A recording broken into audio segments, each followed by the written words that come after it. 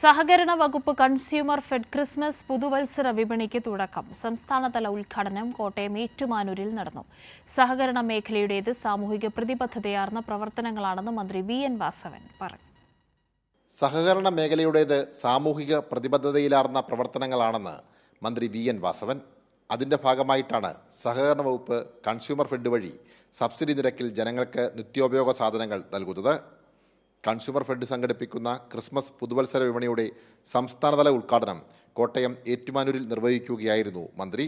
Open മാർക്കറ്റിൽ സാധാരണ ജനങ്ങളെ കൊള്ളയടിക്കാൻ പല രൂപത്തിലുള്ള വിലനിലവാരവുമായി വരുന്ന രംഗം നമ്മൾ കണ്ടു. ആ ഘട്ടത്തിലാണ് സഹകരണ മേഖല കൺസ്യൂമർ ഫെഡ് മുഖാന്തരം മാർക്കറ്റിൽ ഇടപെട്ട് പരമാവധി ജനങ്ങളെ ആശ്വസിപ്പിക്കാനും സഹായിക്കാനും കഴിയുന്ന സാഹചര്യങ്ങൾ സംജാതമാക്കിയിട്ടുണ്ട്.